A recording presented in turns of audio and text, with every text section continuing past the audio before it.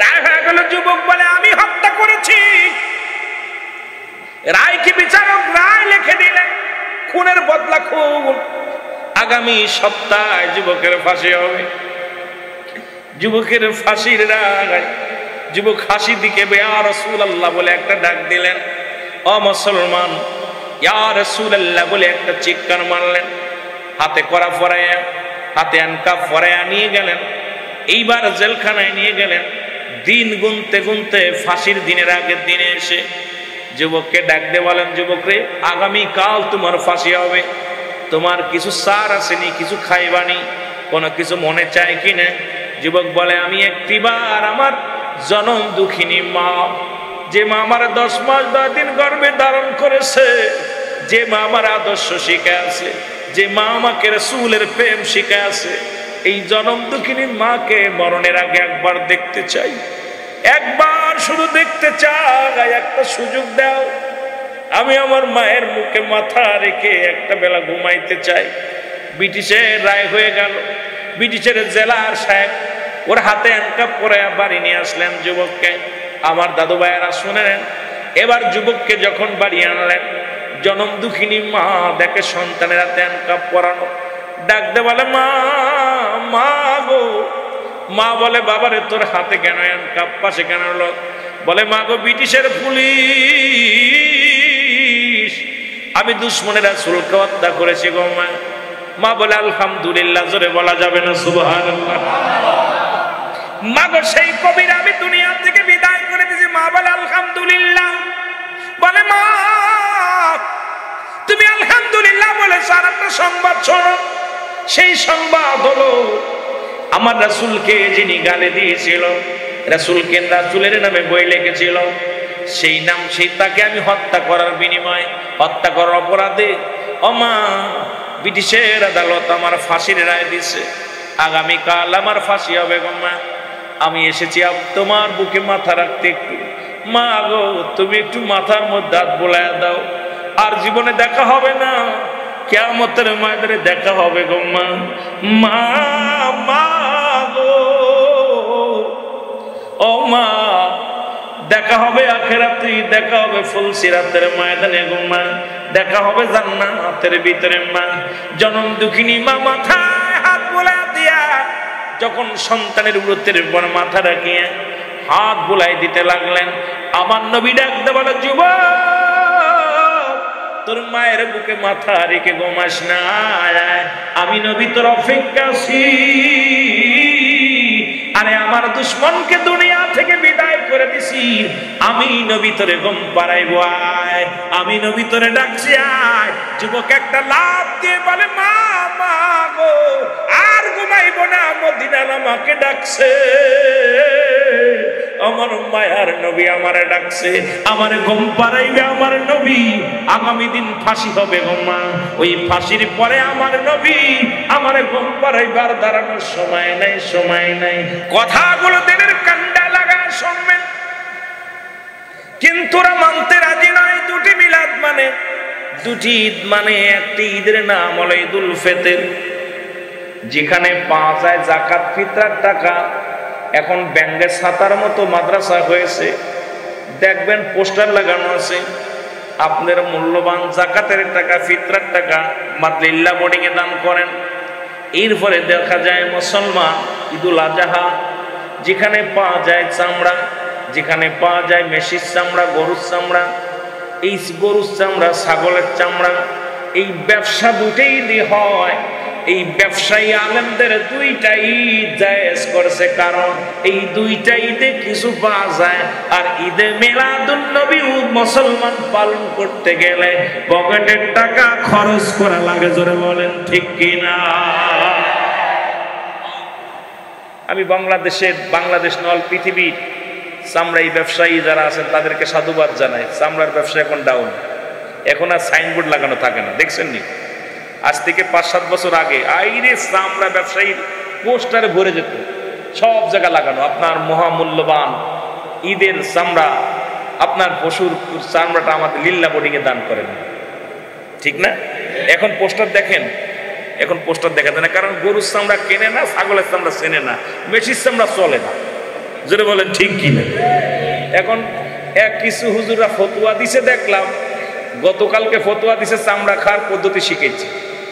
হঠাৎ করে নেটের ভিতর মাহফিলে যাইতেছি, নেট ঘুরতে ঘুরতে দেখি হঠাৎ করে দেখি ওই চামড়া খাওয়ার ওই ফতোয়া দিতেছে। আপনার ওই ইসের ভিতর দেখলাম যে চামড়া কিভাবে প্রসেস করতে হবে, আগুনে পোড়াইতে হবে, এরপরে ভেজাইতে হবে, এরপরে প্রসেস।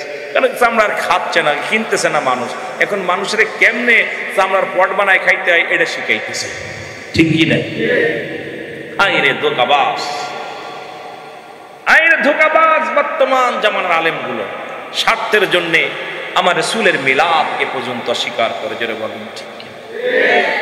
গভীর মনোযোগ দিয়া শুনবেন মুসলমান। পৃথিবীর মধ্যে নবীজি আসবে, নবীর মিলাদ শুরু হবে। পৃথিবীর মধ্যে আসেন নাই নবী মায়ের গর্ভে, সেদিন আকাশের ফেরেশতারা এসে সালাম দেয়, আসসালামু আলাইকুম মা আমিনা। আমিনা রে, তুমি ধন্য, তুমি পুণ্য, কারণ তোমার গর্ভে আখিরি নবী রাহমাতুল লিল আলামিন আগমন করেছে। জোরে বলেন সুবহানাল্লাহ। ফেরেশতারা খুশি। প্রথম ভালো করে আল্লাহ খুশি হয়ে পাঠাইলেন ফেরেশতাদেরকে। ভালো করে গুরুত্ব শুনবেন নবীর মিলাদের। মুসলমান শুনেন, দ্বিতীয় মাসে স্বপ্নে দেখে, স্বপ্নের মধ্যে বলে মা আমিনা রে, তুমি ধন্য, তুমি পুণ্য, তোমার গর্ভে আখিরি নবী রাহমাতুল লিল আলামিন আগমন করেছে। এইরকম প্রতি মাসে আসতে লাগলেন। মুসলমান শুনে নাও, শুনে নাও। এরপরে মুসলমান শুনে নাও, এরপরে মুসলমান অন্যান্য নবীরা নবীরে পাওয়ার জন্য কত খুশি হয়েছে। আদি পিতা আদম আলাইহিস সালাম থেকে শুরু করে যত নবী আসছেন, সমস্ত নবীগণই আমার নবীকে পাওয়ার জন্য তারা আপ্রাণ চেষ্টা করেছে, দোয়া করেছে আল্লাহর দরবারে, আল্লাহ আমরা আখিরি নবীর আমাদের বংশের মধ্যে দিয়ে দাও। আল্লাহ যদি দিতে না পারো, আখিরি নবীর উম্মত হওয়ার জন্য অসংখ্য নবীর আফসোস করেছে। সর্বশেষে একজন নবীর প্রার্থনা আমার আল্লাহ কবুল করেছেন। তিনি হলো হযরত ঈসা ইবনে মরিয়ম। আমার নবী ঈসা আলাইহিস সালাম আখিরি নবীর উম্মত হয়ে দুনিয়ার মধ্যে আগমন করবে। জোরে বলেন ঠিক কি না? এ মুসলমান শুনে নাও, এক এক মাসে এক একজন ফেরেশতা আসতে লাগলো। আসছে কে? আদম নবী সালাম দেয়, আসসালামু আলাইকুম আমিনা। আমিনা রে, তুমি ধন্য। কয় আপনি কে গো? বলে আমি আদম আলাইহিস সালাম। মা গো, তোমার বংশের মধ্যে আমি আদম খুশি, কারণ এই পৃথিবীর মধ্যে তোমার গর্ভে থেকে আখিরি নবী রাহমাতুল লিল আলামিন আগমন করবেন। আসলেন ঈসা নবী, আসলেন মূসা নবী, আসলেন ইব্রাহিম নবী, আসলেন মুসলমান। অসংখ্য নবীরা সালাম দেয়, মা আমিনার সালাম দেয়, স্বাগতম জানায়। ও মুসলমান শুনে নেন, এরপরে জান্নাত থেকে আল্লাহ রাব্বুল আলামিন যেদিন দুনিয়ার মধ্যে নবীর মিলাদ শুরু হয়ে যাবে, ওদিনও পাঠাইলেন চারজন মহিলা পৃথিবীর মধ্যে, মা হাওয়া, মা রাবিয়া, মা আসিয়া, মা মারিয়াম। এরকম চারজন ব্যক্তিকে পাঠাইলেন সালাম দা, আসসালামু আলাইকুম মা আমিনা। মা আমিনা ওয়ালাইকুম আসসালাম। কয় তোমরা কারা? কয় জান্নাত থেকে আসি, কারণ নবীর মিলাদ শুরু হবে, রাসূল পাক সাল্লাল্লাহু আলাইহি ওয়াসাল্লাম দুনিয়ার মধ্যে আগমন করবে। এই খুশিতে আমরা আল্লাহর কাছে দরখাস্ত করেছিলাম, আল্লাহ আখিরে নবীর মা তো হতে পারি নাই, আখিরে নবী দুনিয়ার মধ্যে আসবে, মিলাদ অংশগ্রহণ করার তৌফিক দান করো। জোরে জোরে চিল্লায় বলেন সুবহানাল্লাহ। এ মুমিনা শুনে নাও, শুনে নাও, আমরা আখিরে নবীর মিলাদ শুরু হবে, আখির নবীর ঈদ শুরু হবে। এই কারণে আমরা জান্নাত থেকে এসেছি আজকে ঘরের মধ্যে। ওদিন শরিয়াতে ছিল নবীর মিলাদের দিনে, নবীর মিলাদের দিনে শরিয়াতের মধ্যে একজন মহিলা ছিলেন, তার নাম হলো হযরতে সুফিয়া, আর একজন মা আমিনা। দুজন শরিয়াতে ছিল। ও মুসলমান শুনে নাও, আর হাকিকতে ওরা ছিল কয়জন? মুসলমান চারজন ব্যক্তি। মিলাদ শুরু হয়ে গেল। অসংখ্য ফেরেশতারা, আকাশের ফেরেশতারা নবীর নামে দাঁড়ায়া দাঁড়ায়া সালাম দিতে লাগলেন। রাসূলের মিলাদে আসমানের ফেরেশতা খুশি, রাসূলের মিলাদে জমিনের ফেরেশতা খুশি। রাসূলের আগমনে কুল কায়নাত সবই খুশি। রাসূলের আগমনে মক্কা মদিনার ছোট ছোট মাসুম বাচ্চারাও খুশি। ধরে বলেন সুবহানাল্লাহ। ছোট ছোট মাসুম বাচ্চাদের হাতে কি সেদিন হাতে ছিল? হাতের মধ্যে সবুজ পতাকা, হাতের মধ্যে ছিল খেজুরের ডাল, রাস্তায় নেমেছিল। রাসূলের আগমনে তারা কি করেছিল? তালাআল বাদরু আলাইনা, এই স্লোগান তাদের মক্কানা মুসলমান জবানে ছিল। নবীজির আগমনে তারা ঘর ছেড়ে রাস্তায় নেমেছিল। নবীজির আগমনে মুসলমান অসংখ্য ফেরেশতারা আসমান থেকে জমিনের ভিতরে আগমন করেছিল। ওদিন আল্লাহর দরবারে শুকরিয়া আদায় করেছিল। পৃথিবীর শ্রেষ্ঠ নবী রাহমাতুল লিল আলামিন আগমন করেছে। জোরে বলেন মারহাবা। নাচিল আকাশ, নাচিল বাতাস, নাচিল কোন তৃপ্তিময়, রাসূল তোমারই কারণে বিশাল এই ভুবনে আমার আল্লাহ জির পরিচয়। আল্লাহুম্মা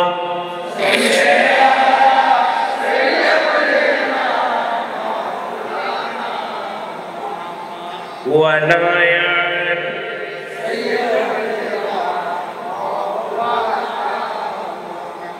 আরো জোরে বলেন আল্লাহুম্মা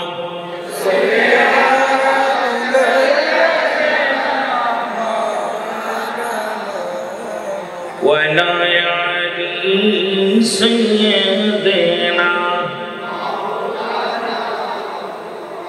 এ দুনিয়ার মুসলমান কবির মনোযোগ, একটু খেয়াল রাখবেন আলোচনার মধ্যে। রাসূলের মিলাদে খুশি সেদিন হয়েছিল। কাবার মধ্যে 360টি মূর্তি ছিল।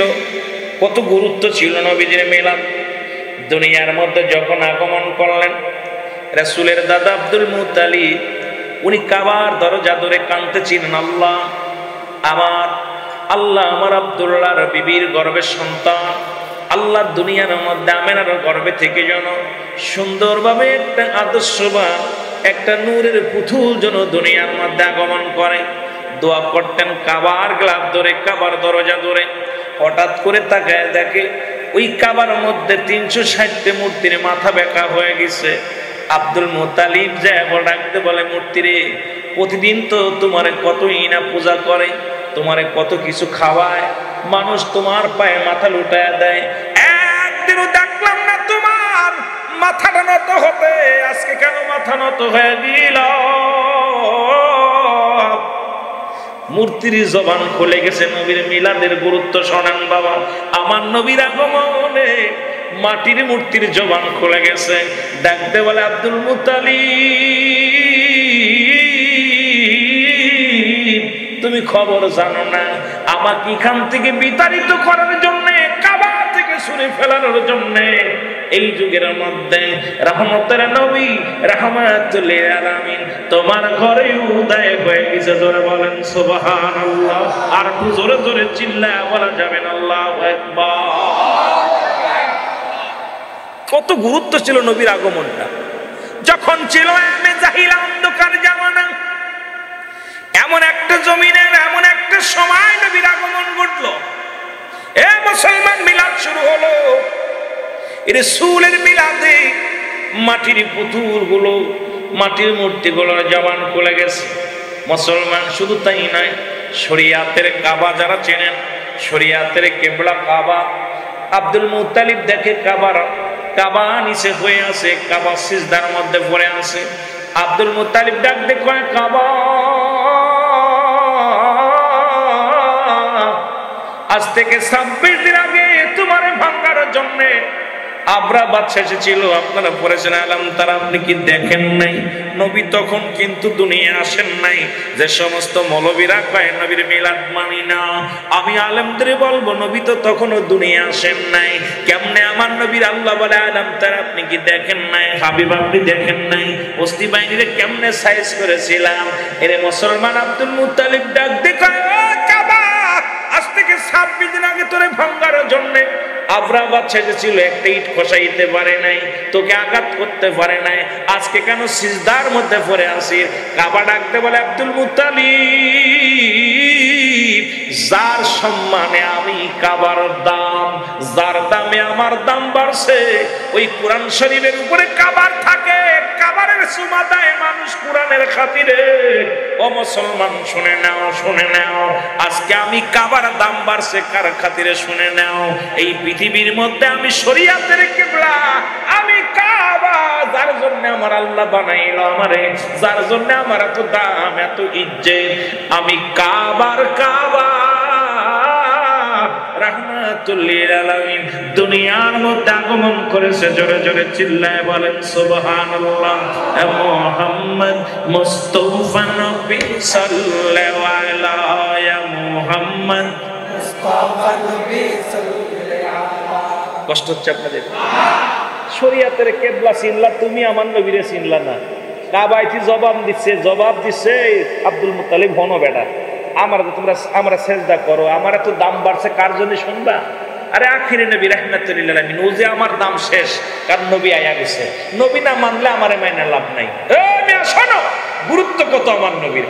যদি আমি কাবারে মানতে আগে নবী মাইনে আসো, নবীরে মানলে আমি কাবারে মাইনা লাভ। জোরে বলেন সুবহানাল্লাহ। মুহাম্মদ মুস্তাফা নবী সাল্লাল্লাহু আলাইহি মুহাম্মদ মুস্তাফা নবী সাল্লাল্লাহু। এর শাফায়াতের কান্ডারি, শাফায়াতের কান্ডারি রাসূলুল্লাহ ইয়া মুহাম্মদ। আরো জোরে বলেন মুহাম্মদ মুস্তাফা নবী সাল্লাল্লাহু আলাইহি। কেহ বলে নবী কাবার কাবা, কেহ বলে নবী কাবার কাবা, কেহ বলে নবী বাবার বাবা, নই যে কাবা নই যে বাবা, নূরুল্লাহ ইয়া মুহাম্মদ। আরো জোরে বলেন মুহাম্মদ মুস্তাফা নবী সাল্লাল্লাহু আলাইহি। আরো জোরে বলেন মুহাম্মদ মুস্তাফা নবী সাল্লাল্লাহু আলাইহি। কেহ বলে নবী গোলাপের ফুল, কেহ বলে নবী নূরের পুতুল, হারে নই যে গোলাপ নই যে পুতুল, নূরুল্লাহ ইয়া মুহাম্মদ মুস্তাফা নবী সাল্লাল্লাহু আলাইহি। আরো জোরে বলেন মুহাম্মদ মুস্তাফা নবী সাল্লাল্লাহু আলাইহি। আরে শাফায়াতের কান্ডারি, শাফায়াতের কান্ডারি রাসূলুল্লাহ মুস্তাফা নবী সাল্লাল্লাহু আলাইহি। এ মুসলমান গভীর মনোযোগ।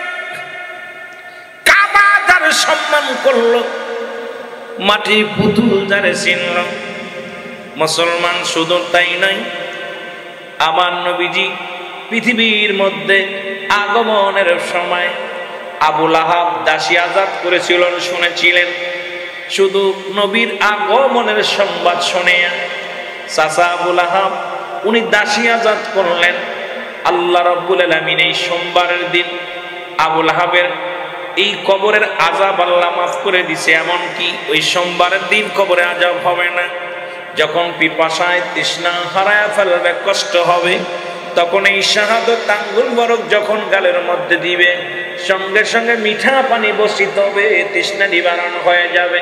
কারণ আমার রাসূলের সম্মানের খাতিরে যদি আবু লাহাব এত শান্তি পাইতে পারে, আমরা মুসলমান আমার নবীর আগমনে আমরা খুশি হয়েছি, আমার নবীর আগমনে আমরা ধন্য হয়েছি, আমার নবীর আগমনে আমরা আনন্দিত হয়েছি।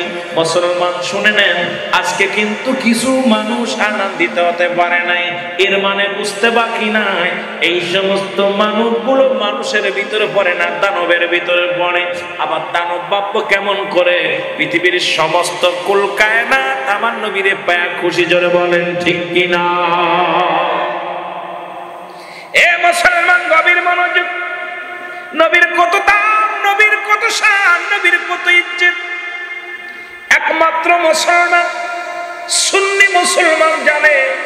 এই জন্য জানে কবরে লাগবে নবী, মিজানে লাগবে নবী, ফুলসিরাতে লাগবে নবী, ইয়াউমুল কিয়ামতের ময়দানে লাগবে নবী। নবী বিনে কোনো বান্ধব নাই, নবী বিনে কোনো উপায় নাই, নবী বিনে কোনো দরদি নাই, নবী বিনে কোনো বান্ধব নাই, নবী বিনে কোনো উপায় থাকবে না। ওই হাসরের ময়দানে যেদিন মানুষগুলো দৌড়াদৌড়ি করবে একটা নেকির জন্য, ওই কিয়ামতের ময়দান যেদিন বিশাল বিপদ সংঘটিত হবে রে, সেদিন রাহমাতুল লিল আলামিন একমাত্র উম্মতের দরদি হবে, একমাত্র দরদি বান্ধব হবে। এখন সেই নবীরে যদি নাসি না দুনিয়া থেকে চলে যাও, তোমাদের মতো আবু জাহেল মার্কা মানুষ যারা শুনে নাও, হ্যাঁ মুসলমান শোনো, আবু জাহেল নবীর কিছু অনেকবার নবীর পরীক্ষা করেছে, কিন্তু নবীকে মানতে পারে নাই। কারণ নবীকে জাদুকার বলেছে, আমার নবীকে গালি দিচ্ছে। আজকে বাংলাদেশে অনেক মানুষ, ও মুসলমান, দাড়ির মধ্যে নবী, টুপির মধ্যে নবী, পাগড়ির মধ্যে নবী, লিবাসের মধ্যে নবী, সব জায়গায় নবী আছে, অন্তরের মধ্যে নবী নাই। এই এমন মুসলমান কোনো লাভ হয়ে লাভ নাই। কারণ মানব জীবনের অমূল্য সম্পদের নাম হলো ঈমান। ব্যক্তির জীবনের অমূল্য সম্পদের নাম রুহুবিহীন কোনো বডির মূল্য নাই। মুসলমান গভীর মনোযোগ দিয়ে শুনবেন, এ ভাইরা আমার, রুহুটা বিহীন কোনো বডির মূল্য নাই। কারণ আপনার দেহটা সুন্দর, দেখতে সুন্দর, হাত আছে, পা আছে, চোখ আছে, সব কিছু ঠিক আছে, ভিতরে রুহু নামের বস্তুটা নাই। আপনার এই বডির কোনো মূল্য নাই, বডি অকার্য। সকালবেলা আপনার লাশ হয়ে যাবেন, মাইক আসবে, আপনার মাইকে লাহাম আসবে, অমুক ইন্তেকাল করেছে, নাম ধরবে, মায়েতের জানাজা হবে সকাল 10টায়, এরপরের নাম বলবে না, মায়েত বলবে। সুতরাং এই বডির ভিতর থেকে রুহুটা হলো সবচেয়ে অমূল্য বস্তু। এটা হারায় গেলে, একবার চলে গেলে, এই বডির আর কোনো মূল্য নাই। তদ্রুপ ঈমানবিহীন কোনো আমলের মূল্য নাই। যত আমল করবেন ঈমান লাগবে, ঈমান না থাকলে কোনো আমল করে লাভ নাই। এখন একটা হলো আমল, একটা হলো ঈমান। একটা হলো আমল, একটা হলো ঈমান। মুসলমান শুনে নাও বাবারা আমার, আমল হলো নামাজ, রোজা, হজ, যাকাত, দান খয়রাত ইত্যাদি ইত্যাদি যেগুলো আছে সব আমল। আর ঈমান হলো নবী মুহাম্মদুর রাসূলুল্লাহ সাল্লাল্লাহু আলাইহি ওয়াসাল্লাম। ঈমান ওয়া মোলো আমার নবী মুস্তাফা গো বলেন, ঈমান ওয়া মোলো আমার নবী মুস্তাফা গো। জাহান্নামে পড়ে থাকি তবুও না ভয় করি, ইশকে মুহাম্মাদের মালা যদি গলে রয় গো। ঈমান ওয়া মোলো আমার নবী মুস্তাফা গো। আল্লাহুম্মা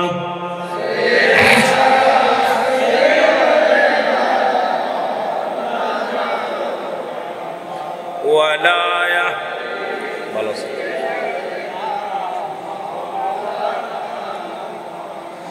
এখন সুন্নিদের মধ্যে ঈমানও আছে, আমলও আছে।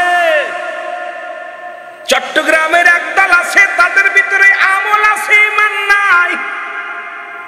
সুন্নিরা আগে ঈমানটারে প্রাধান্য দিছে বেশি, গুরুত্ব দিছে বেশি। এই জন্য তো নবী নবী বলে পাগল হয়, ঠিক কি? আরো জোরে নবী নবী বলে পাগল হয়। আর যারা ঈমান নাই, আমলে ভরপুর আছে, চট্টগ্রামের একদল লোক আছে বাবা, আপনারা ভালো চেনেন।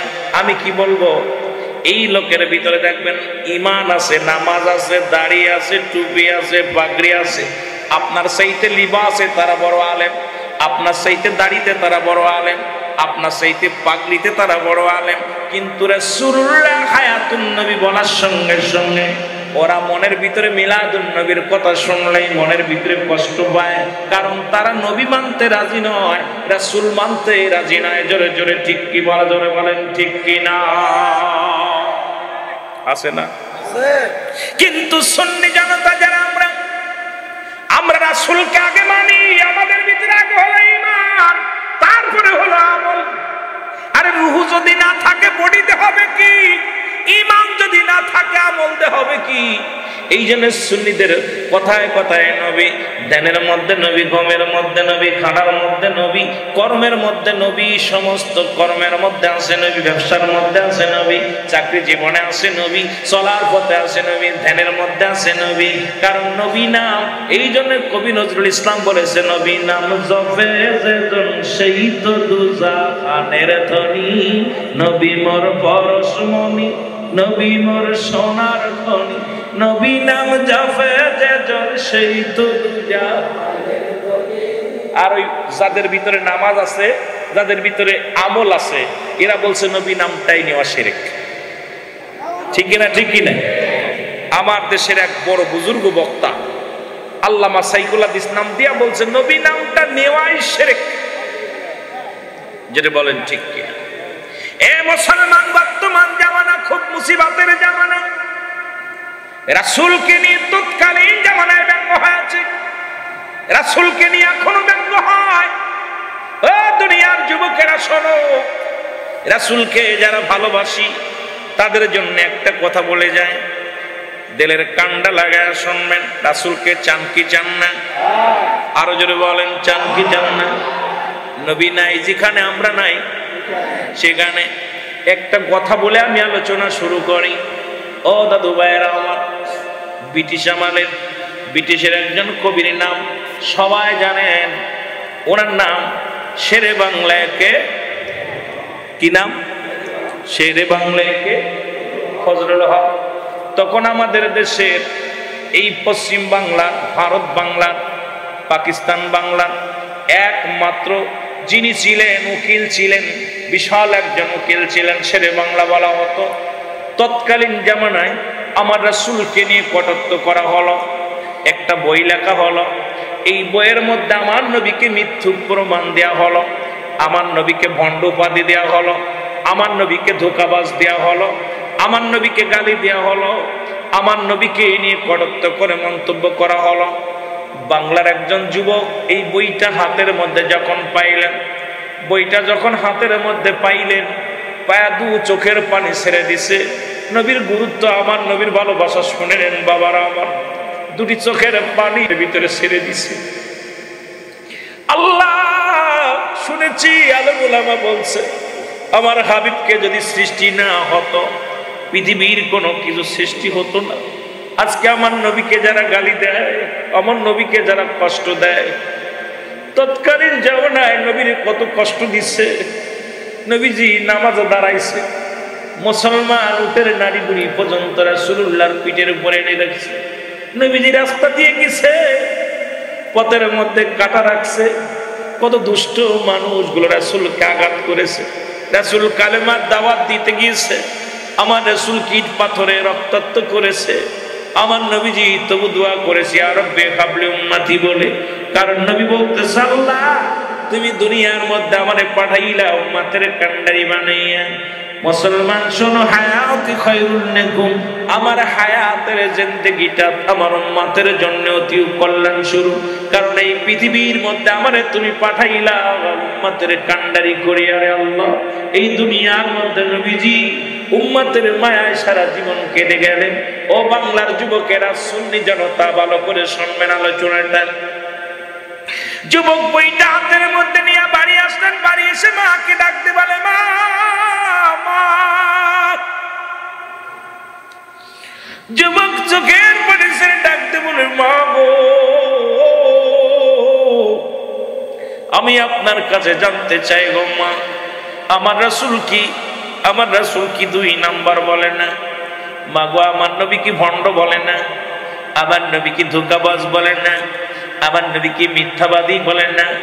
মা গো, আমার নবীকে নিয়ে ব্রিটিশের এক কবি বই লিখেছে, আমার নবী নাকি নীল নকশা নামে একটা বই লিখেছে। ও মা, পৃথিবীর মধ্যে যারা সৃষ্টি না করলেন, মা গো শুনেছি আসমান জমিন কিছু বানাইতো না, শুনেছি গো মা, এর মধ্যে আমার নবীকে যে কটাক্ষ করলো। মা জননী বইটা হাতের মধ্যে নিয়ে সন্তানকে ডাকতে বলে, বাবা, আরে আমার নবীরে যারা কষ্ট দেয়, আমার নবীরে যারা ব্যথা দেয়, তাদেরকে একবার অন্তর কাঁদে না? মায়ের কাছে মার কথা শুনিয়া যুবক ডাকতে বলে, মা, আমি প্রতিজ্ঞা করলাম যতক্ষণ পর্যন্ত আমার রাসূলকে যিনি কটাক্ষ করেছে যতক্ষণ পর্যন্ত তারে আমি হত্যা না করতে পারবো ততক্ষণ পর্যন্ত মাগো তোমার বুকে ফিরে আসবো না। মায়ের পায়ে সালাম করে মার কাছ থেকে বিদায় নিয়ে ও মুসলমান শুনে নাও, ব্রিটিশের কবির বাড়ি রওনা হয়ে গেলেন। একখানা পাঞ্জাবি গায়ের মধ্যে, একখানা তরবারি হাতের মধ্যে নিয়ে ছুরি নিয়ে চলে গেলেন কবির বাড়িতে। যাইয়া ডাকতে বলে, কবি সাহেব, ও কবি সাহেব বাড়ি আসেননি? কবি ভিতর থেকে বাইরে আসলেন, বলে বাবারে তুমি ডাকছো? আমি বাংলাদেশ থেকে এসেছি। এই বইটা কি আপনি লেখছেন? বলে হ্যাঁ। এই বইটা কি আপনি লেখছেন? বলে হ্যাঁ। আপনি আগে বলেন আমার নবী কি ভণ্ড? বলে তুমি কি বলতে চাও? তুমি আমার নবীর ভণ্ড বললে কেন? আমার নবীকে কেন গালি দিলা? আমার নবীকে কেন মিথ্যু বললা? আমার নবীরই কেন তুমি কাজ্জাব? আমার নবীকে কত কষ্ট দিয়ে কথা লিখলা, এই সাহসটা তুমি কই পাইলা? কবি ডাকতে কয়, যুবক আমি কবি মানুষ, আমার লেখায় হলো আমার কাজ। তোমার বই লাগলে 2-4টা নিতে পারো, তুমি বই লাগলে 2-4টা নিতে পারো, কারণ আমি এই বইটা লিখেছি। বলে লাগবে আমার বই। এই বলিয়া উনি চাকুটা ভিতর থেকে পাঞ্জাবি নিচে থেকে চাকুটা বাইর করে কবির বুকের মধ্যে মেরে দিছে। সঙ্গে সঙ্গে কবি দুনিয়ার মধ্যে লুটিয়ে পড়ছে, সঙ্গে সঙ্গে কবি মারা গেছে। ব্রিটিশের পুলিশেরা এসে যুবককে ধরলেন, যুবককে ধরে নিয়ে ব্রিটিশের আদালতে হাজির করলেন। আদালতে যখন ধরে নিয়ে গেল, ও মুসলমান, পূর্ব বাংলা থেকে একে বাংলা একে ফজলুল হক শুনতে পাইলেন। বাংলার একজন নবীর প্রেমিক যুবক ধরা পড়ছে জেলখানার মধ্যে। অপরাধ হলো দুশ্মনের রাসূল, দুশ্মনের রাসূল হত্যা করেছে। এই কথা শুনিয়া রওনা দিলেন। যে রাতের অন্ধকারে দেখা করলেন যুবকের সঙ্গে। যুবককে ডাকতে বলে, যুবক রে, শুনেছি তুমি কবি হত্যা করেছো, বাবা অপরাধ কি? বলে আমি কোনো কবি হত্যা করি নাই, আমি আমার রাসূলের দুশ্মন, আমার রাসূলের দুশ্মনকে আমি হত্যা করেছি। বলে যুবক রে, আমার তোমার কথা শুনে ভালো লাগছে। তুমি শুধু আদালতে দাঁড়াইয়া বলবা আমি খুন করি না, বাকিটা আমার বিষয়, আমি তোমার বাঁচানোর চেষ্টা করব। তোমাকে যে কোনো কৌশলে, যে কোনো বিনিময় তোমাকে আমি বাঁচায় আনবো। শুধু একবার বলবা আমি খুন করি নাই। যুবক ডাকতে বলে, আপনি কে গো? আপনারে চিনি না, তবে জেনে রাখেন আমি মুসলমান, আমি আমার বাবা মুসলমান, আমার মা মুসলমান, আমি আমার রাসূলের প্রেমিক, আমি আমার রাসূলের দুশমনকে দুনিয়া থেকে বিদায় করে দিছি। আমি জীবনের ভয়ে কোনোদিন মিথ্যা বলতে পারবো না। আমি কবিকে হত্যা করেছি। জোরে জোরে চিল্লায়া বলা যাবে না আল্লাহু আকবার। যুবক অনেক বুঝাইলেন। যুবক বলে, আমি মুসলমান, আমি সুন্নি মুসলমান, রাসূল আমার জান, রাসূল আমার প্রাণ, রাসূল আমার জীবন, রাসূলের প্রেমে আমি জীবন দিতে রাজি, জীবন নিতেও রাজি। অনেক বুঝাইলেন, কোন বুঝ মানলেন না। যুবক বলে, আমার ফাঁসি হয় কোনো দুঃখ নাই, তবে দুশমনের রাসূলকে আমি হত্যা করেছি, বিনিময়ে যদি ফাঁসি হয়ে যায় কোনো কষ্ট নাই, কোনো দুঃখ নাই। বাবারা আমার, রায় হলো, আদালত শুরু হয়ে গেল। যুবক রায় দুই পক্ষের জেরা কাটা হয়। আসামি পক্ষ আসামির কাছে জিজ্ঞাসা করা হয়, যুবক তুমি কি কবিকে হত্যা করেছো? বলে জি হত্যা করেছি। আপনার সামনে যে চাকুটা দেখলেন ওই চাকু দিয়ে আমি হত্যা করেছি। বলে কেন করলাম? বলে কেন করেছি শোনেন, কারণ আমার রাসূলকে গালি দিছে, আমি সহ্য করতে পারি নাই। আজকে ভারতের মধ্যে আমার নবীরে কটূক্তি করে রে মুসলমান। আজকে ভারতের রাস্তায় জনসাধারণ লেগেছে, সুন্নি জনতা রাস্তায় নেমেছে, বাংলার জমিনেও লেগেছে। আরে বাংলার জমিনে আমার ভাইয়েরা রাস্তায় নেমেছে, তাদের উপর ওই নরপশুরা তারাও আক্রমণ করেছে। জোরে জোরে চিল্লায় বলেন ঠিক কিনা? বড় কষ্ট হয় রে মুসলমান। আমার নবীকে নিয়ে ব্যঙ্গ করে সিনেমা হয়, আমার নবীকে কটূক্তি করে গালি দেওয়া হয়, নবীকে মূর্খ বলা হয়। আমরা কত কিছু মেনে নিছি, সব মেনে নিছি চোখ বন্ধ করে। আরে কিয়ামতের ময়দানে কি জবাব দিব? বর্তমান কোরআন শরীফের নিয়ে তারা আলোচনা শুরু করছে। কোরআনের অধিকাংশ আয়াত জাল, কোরআন শরীফের অধিকাংশ আয়াত জাল। কোরআন শরীফের 114টা সূরার মধ্যে অধিকাংশ সূরায় জাল। ও মুসলমান শুনে নেন, অথচ আল্লাহ নিজে বলেন জালিকাল কিতাবু লা রাইবা ফীহি, কোন সন্দেহ নাই কিতাবের মধ্যে কাদের জন্য হুদাল লিল মুত্তাকিন, একমাত্র হেদায়েত প্রাপ্ত বান্দারা। এখানেও তারা লুকমা লাগাইতেছে কোরআন শরীফের মধ্যে, কারণ কোথায় আছেন ঈমান নিয়ে বড় কষ্ট দুনিয়ার মধ্যে, ঈমান নিয়ে চলা বড় কষ্ট। রাসূলের আহলে বায়াতদেরকে নিয়ে কটূক্ত করতেছে, রাসূলের সাহাবীদেরকে নিয়ে কটূক্ত করতেছে। ওরা কেমন মুসলমান শুনে নাও, এখন কোরআন শরীফের পিছেও লাগছে। কয় কোরআন শরীফ আবার নতুন করে সংশোধন করা লাগবে, কোরআন শরীফের ভিতরে অনেক আয়াত ভুল।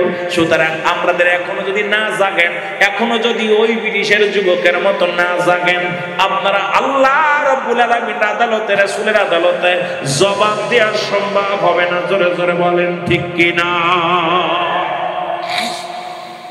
আমি যে কথাগুলো বলতেছি দিলের কান্ডা লাগা শোনেন। রায় হয়ে গেল, যুবক বলে আমি হত্যা করেছি। রায় কি বিচারক রায় লিখে দিলেন, খুনের বদলা খুন। আগামী সপ্তাহে যুবকের ফাঁসি হবে। যুবকের ফাঁসির রায়, যুবক হাসি দিকে ইয়া রাসূলুল্লাহ বলে একটা ডাক দিলেন। ও মুসলমান, ইয়া রাসূলুল্লাহ বলে একটা চিৎকার মারলেন। হাতে কড়া পরাইয়া, হাতে আনকাপ পরাইয়া নিয়ে গেলেন। এইবার জেলখানায় নিয়ে গেলেন। দিন গুনতে গুনতে ফাঁসির দিনের আগের দিনে এসে যুবককে ডাক দিয়ে বলেন, যুবক রে, আগামীকাল তোমার ফাঁসি হবে। তোমার কিছু সার আসেনি, কিছু খাইবানি, কোনো কিছু মনে চায় কিনা? যুবক বলে, আমি একটিবার আমার জনম দুঃখিনী মা, যে মা আমার 10 মাস 10 দিন গর্ভে ধারণ করেছে, যে মা আমার আদর্শ শিখে আছে, যে মা আমাকে রাসূলের প্রেম শিখে আছে, এই জনম দুঃখিনী মাকে মরণের আগে একবার দেখতে চাই।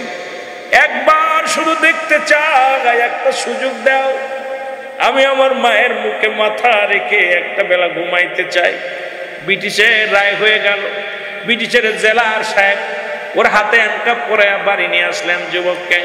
আমার দাদু ভাইয়েরা শুনেন, এবার যুবককে যখন বাড়ি আনলেন, জনম দুঃখিনী মা দেখে সন্তানের হাতে হ্যান্ডকাপ পরানো। ডাকতে বলে, মা মা গো। মা বলে, বাবারে তোর হাতে কেন হ্যান্ডকাপ, পাশে কেন হলো? বলে, মা গো, ব্রিটিশের পুলিশ, আমি দুশ্মনের রাসূলকে হত্যা করেছি গো মা। মা বলে, আলহামদুলিল্লাহ। জোরে বলা যাবে না সুবহানাল্লাহ? মা গো, সেই কবির আমি দুনিয়া থেকে বিদায় করে দিয়েছি। মা বলে, আলহামদুলিল্লাহ। বলে, মা তুমি আলহামদুলিল্লাহ বলে আর একটা সংবাদ শোনো।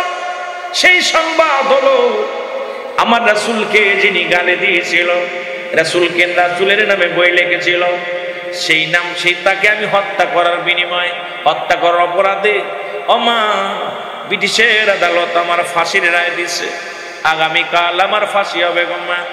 আমি এসেছি তোমার বুকে মাথা রাখতে। একটু মা গো, তুমি একটু মাথার মধ্যে হাত বোলায়া দাও। আর জীবনে দেখা হবে না, কিয়ামতের ময়দানে দেখা হবে গো মা। মা মা গো, ও মা, দেখা হবে আখিরাতে, দেখা হবে ফুলসিরাতের ময়দানে গো মা, দেখা হবে জান্নাতের ভিতরে মা। জনম দুঃখিনী মা মাথায় হাত বোলা দিয়া যখন সন্তানের উরুতের উপর মাথা রাখিয়া হাত বোলাই দিতে লাগলেন, আমার নবী ডাকতে বলে, যুবক, তোর মায়ের বুকে মাথা রেখে ঘুমাস না, আমি নবী তোর অপেক্ষা আছি। আরে আমার দুশ্মনকে দুনিয়া থেকে বিদায় করে দিছি, আমি নবী তোরে ঘুম পাড়াইবো, আয়, আমি নবী তোরে ডাকছি, আয়। যুবক একটা লাফ দিয়ে বলে, মা মা গো, আর ঘুমাইবো না, মদিনার আমাকে ডাকছে। আমার মায়ার নবী আমারে ডাকছে, আমারে ঘুম পাড়াইবে আমার নবী। আগামী দিন ফাঁসি হবে গো মা, ওই ফাঁসির পরে আমার নবী আমারে ঘুম পাড়াইবার দাঁড়ানোর সময় নাই, সময় নাই। ও যুবকেরা শুনে নাও, নবীর প্রেমিকেরা শুনে নাও, নবীর প্রেমিকের মৃত্যু হতে পারে না, নবীর আশিকের মৃত্যু হতে পারে না। নবীর আশিকেরা জীবন দিয়ে প্রমাণ করে যায়, আমরা জীবনের চাইতে আমরা নবীরে ভালোবাসি। জোরে বলেন ঠিক কিনা? আর জোরে জোরে চিল্লায়া বলা যাবে না আল্লাহু আকবার। এ মুসলমান শুনেন, আজকে ঈদে মিলাদুন নবীর মাহফিল থেকে আমাদেরকে একটা শপথ নিতে হবে, আমাদের জীবনের বিনিময়ে হলেও আমার নবীর ইজ্জত, আমার নবীর শান, আমার নবীর মানকে আমরা রক্ষা করার চেষ্টা করব। জীবনের পরোয়া করি না, জীবনের মায়া করি না। জীবন দিতে হলে হাসি মুখে দিব, তবু কোনো বাতিলের কাছে মাথা নত করব না। আমাদের যা বলবা বলো, দুঃখ না। আমার নবীকে নিয়ে কোন রকম ত্রুটি কথা বললে, আমার নবীকে নিয়ে কটূক্ত করলে, আমরা জীবনের বিনিময়ে হলো আমার নবীর ইজ্জতের চাদর টানাটানি করতে দিব না। রাসূলুল্লাহর ইজ্জতের চাদর যারা টান দিবে, জীবনের বিনিময়ে হলো চাদর রক্ষা করার চেষ্টা করব। জোরে জোরে চিল্লায় বলেন ঠিক কিনা?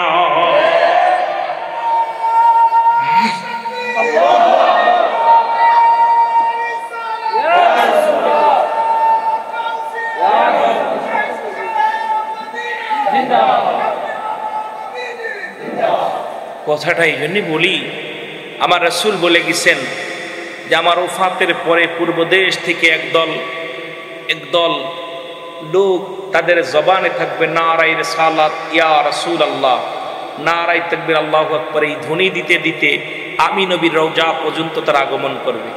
আমার নবীজি ইন্তেকালের আগে বলে গেছেন যে আমি ওফাতের কিছু পরেই, তার মানে বুঝতে বাকি নাই, কারণ আমরা মক্কা মদিনা নাই, বাংলাদেশের পরে আর কোনো মুসলিম কান্ট্রি নাই। বাংলাদেশে আমরা একমাত্র মুসলিম কান্ট্রি, এরপরে যা আছে সব বৌদ্ধ খ্রিস্টান, একদম ভরপুর। সুতরাং এই পূর্ব বাংলাদেশের পূর্বাঞ্চলের মানুষ হলো চট্টগ্রামের মানুষ। এই জন্য দেখছি বাংলাদেশের মানুষের জবানে নারায়ে রিসালাত বেশি, আপনাদের চট্টগ্রামের মানুষের জবানে নারায়ে রিসালাত বেশি, নারায়ে তাকবীর বেশি। নবীর জুলুসে আপনারা পাগল বেশি, নবীর আগমনে আপনারা পাগল বেশি। জোরে জোরে চিল্লায় বলেন সুবহানাল্লাহ। আরো জোরে বলেন আল্লাহু আকবার। আমার মন বলে, আমার এই ক্ষুদ্র জ্ঞান বলে, সেই আশেকের দল চট্টগ্রাম থেকে বাইর হবে। আল্লাহ যেন সেই কাফেলা শরীক হওয়ার তৌফিক দান করে। জোরে বলুন আমিন। এই জন্য নবীজি 3 দিক ফিরে দোয়া করছেন। ওই নজবাসী আছে, এই কোনাকুনি কিছু আছে, আমাদের দিকে আছে কিছু, আমি বুঝতে পারি আমার জ্ঞান দ্বারা, আমি আসলে এত বড় জ্ঞানী না। নবীজি 3 দিক ফিরে দোয়া করলেন, মক্কার দিকে ফিরে, মদিনার দিকে ফিরে, ইয়ামেনের দিকে ফিরে, নজবাসীদের দিকে ফিরে নবী দোয়া করেন নাই। সাহাবীরা বলতেছে ইয়া রাসূলুল্লাহ, ইয়া হাবিবাল্লাহ, আপনি 3 দিক ফিরে দোয়া করলেন, নজবাসীদের দিকে তো দোয়া করলেন না। রাসূল বললেন আমি দেখতেছি এই নজবাসীদের মধ্যে অচিরেই কিছু শয়তানের শিং বাইর হবে। কি বাইর হবে?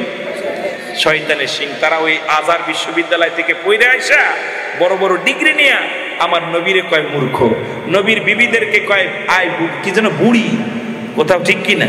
রাসূল সাহাবীদের বলে ওরা মূর্খ, ওরা ভুল করেছে, ওরা নাকি বড় নবীদের ডিগ্রি নাই, ওদের ডিগ্রি আছে, সাহাবীদের ডিগ্রি নাই, ওদের ডিগ্রি আছে। এর মানে বুঝতে আর বাকি নাই, ওই নজবাসীদের শয়তানের শিং বাইর হয়ে গেছে। যারা বলেন ঠিক কিনা? যারা বলেন ঠিক কিনা? তাই এ দ্বারা প্রমাণ। এই জন্যই চট্টগ্রামের মানুষগুলো নবী প্রেমিক, রাসূল প্রেমিক। রাসূলের ইশকে যেরকম জুলুসে পাগল দেখা যায়, আপনারা রাস্তাঘাট অবরোধ করে রাসূলের আগমনের দিনটা স্মরণীয় করে রাখছেন, এই মাসটাকে স্মরণ করে রাখছেন, স্মরণীয় করে রাখছেন। এইরকম জুলুস বাংলাদেশে তো দূরের কথা, মক্কা মদিনাও হয় না। সুবহানাল্লাহ বলেন না? বিশ্বের আর কোনো রাষ্ট্রে আমি দেখি নাই চট্টগ্রামের জুলুসের উপরে এত বড় জুলুস আমার নজরে পড়ে নাই। কারণ যদিও পাকিস্তানে হয়, যদিও সৌদি আরবে হয়, যদিও ইরাকে হয়, যদিও এক একটা দেশে হয়, এত বড় লম্বা জুলুস, পাগল, বৃদ্ধ, বুড়া, আপনার কানা খুড়া, সবগুলো ল্যাংড়া ফকির, সব যারা নবীরে ভালোবাসে সব রাস্তায় নেমে যায়। সুবহানাল্লাহ বলেন। আমি এইবার আগের বার ছিলাম আপনাদের জুলুসে, তখন দেখেছিলাম যে বৃষ্টির ভিতরেও, বৃষ্টির ভিতরে কিভাবে মানুষগুলো ভিজে ভিজে জবানে নারায়ে তাকবীর, আল্লাহু আকবার, নারায়ে রিসালাত ইয়া রাসূলুল্লাহ, এই যে স্লোগান দিতেছে, এই যে পাগলেরা রওনা দিয়েছে, পিছনে চিন্তা করে না কি হচ্ছে দেখার সময় নেই। আমার মন বলে রাসূলুল্লাহ সেই কথাটা, সেই কাফেলা চট্টগ্রাম, খাগড়াছড়ি, বান্দরবন, এই পূর্ব দেশ থেকেই শুরু হবে। আল্লাহ যেন সেই কাফেলায় সবাইকে শরীক হওয়ার তৌফিক দান করে। সকল বলুন আমিন। মুহাম্মদের সঙ্গে দুরূদ শরীফ পড়ুন। আল্লাহুম্মা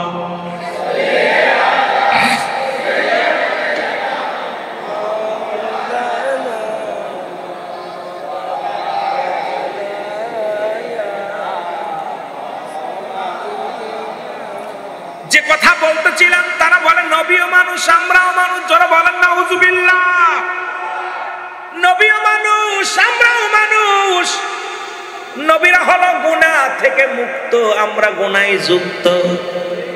এখন কয় নবী বিয়ে করছে, নবীর ছেলে ছিল, নবীর মেয়ে ছিল, নবীর সংসার জীবন ছিল, রাষ্ট্রীয় ছিল। নবী কি বলেন? নবী বলেন হায়াতি খায়রুল লাকুম, আমার হায়াতের জিন্দেগিটা আমার উম্মতের জন্য কল্যাণ শুরু। কারণ আমি নবী আমার উম্মতের সঙ্গে চলাফেরা করেছি, আমি নবী আমার উম্মতের সঙ্গে কথাবার্তা বলেছি, আমি নবী আমার উম্মতের সঙ্গে চলাফেরা করেছি। এই জন্যে আমার উম্মতিরা ধন্য, কারণ আমি নবীর সঙ্গে যাদের কথা হলো তারা ধন্য, আমি নবী তাদের সঙ্গে চলাফেরা করলাম তারা ধন্য। রাষ্ট্রীয় ব্যবস্থা, সামাজিক ব্যবস্থা সব কিছু শিক্ষা দেওয়ার জন্যে রহমতের নবী দুনিয়ার মধ্যে আগমন করলো। আবার তাদের ধারণা শুধু তাই নয় যে নবী আমরার মতো মানুষ, নবী নবী আবার সে আবার পার্থক্য কি? এ মুসলমান শোনো, কথাগুলো বললে আপনারা বুঝতে পারবেন। এখন নবীকে আমি তোমাদের মতো মানুষ, আমার কাছে ওহী আসে, তোমাদের কাছে ওহী আসে না। এখন নবী তো নিজেই বলছে তোমাদের মতো মানুষ, এই জন্য আমাদের ধারণা নবী আমাদের মতো মানুষ। আদম নবী তো নিজে বলছে, কি বলেছেন? আমার সাথে পড়েন, রব্বানা যালামনা আনফুসানা ওয়া ইল্লাম তাগফির লানা ওয়া তারহামনা লানাকুনান্না মিনাল। আদম নবী ডাকতে বলে মালিক,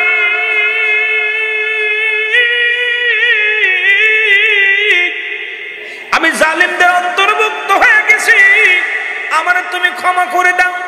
এখন আদম নবীর যদি কোনো ব্যক্তি জালিম বলে রব্বানা যালামনা, এ মুসলমান মৌলবীর আসল, যারা আমার নবীরে কোষ মাটির মানুষ, যারা আমার নবীরে কোষ আমগার মতো মানুষ।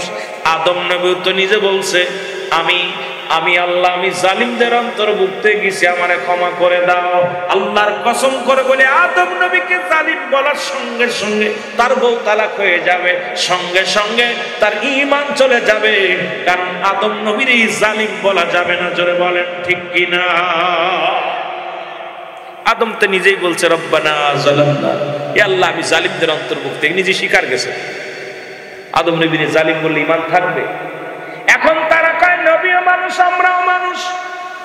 আমি কয়েকটা উদাহরণ দিয়ে যাই, শুনলেন মুসলমান বাবারা। রাহমাতুল লিল আলামিন, এই রাহমাতুল লিল আলামিন জরুরত কাজ সারতে গেলেন, নবীজি বাথরুমে গেলেন, পায়খানা করলেন। আম্মা জান আয়েশা সিদ্দিকা খাদিজাতুল কুবরা নবীজির পিছে পিছে মুসলমান শোনো, রাসূলুল্লাহ পায়খানা করে উঠলেন। ওয়াজ শোনেন বাবা। এবার আম্মা জান যায় গভীর অন্ধকার রাত্রে পাথরে পাথরে ঠোকা দিয়ে বাতি জ্বালাইয়া রাসূলুল্লাহর পায়খানা দেখার জন্য খোঁজাখুঁজি করতে লাগলেন। রাসূলুল্লাহর পায়খানা খুঁজে পাইলেন না। রাসূলের পায়খানা মুবারক, সুবহানাল্লাহ বলেন, রাসূলের পায়খানা মুবারক খুঁজে পাইলেন না। আম্মা জানের গা দিয়ে ঘাম ঝরে, জমিনের মাটির ওই মাটির জবান খুলে গেছে। মাটি ডাকতে বলে আম্মা জান আপনি কি খোঁজেন গো আম্মা জান? আম্মা জান চারিদিকে তাকায়, দেখে কোনো মানুষ নাই, কোনো জীবজন্তু নাই। আওয়াজটা সে কই থেকে? বলে কে গো তুমি? বলে আমরা জমিন। মা গো কি খোঁজেন? বলে এই মাত্র আমার রাসূল পায়খানা করে গেল। আমার নবীজির পায়খানা মুবারক গেল কোথায়?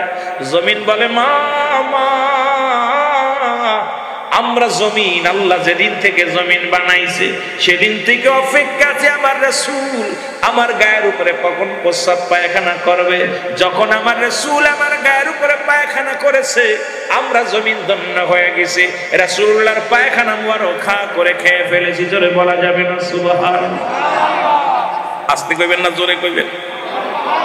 যে সমস্ত মৌলবীরা কয় নবী আমগার মতো মানুষ, এই মৌলবী পায়খানা করলে কুত্তায় খায় না।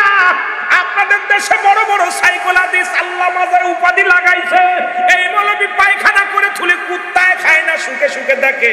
এটা চলবে কি চলবে না, এটা হারাম কি হালাল?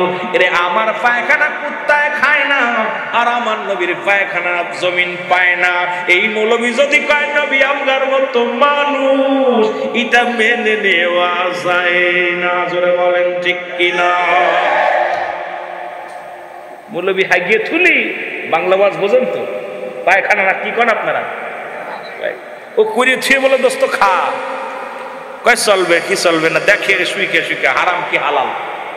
আমার নবীর পায়খানা জমিন পায় না, তোর মতো মুফতি সাহেবের মুহাদ্দিস সাহেবের পায়খানা কুত্তায় খায় না। তুই যদি বলিস আমার নবীকে নিয়ে ব্যঙ্গ করিস, তোদের অবস্থাও তাই হয়েছে, দেখলাম কবরটাও হয়েছে ওই পায়খানার কাছে,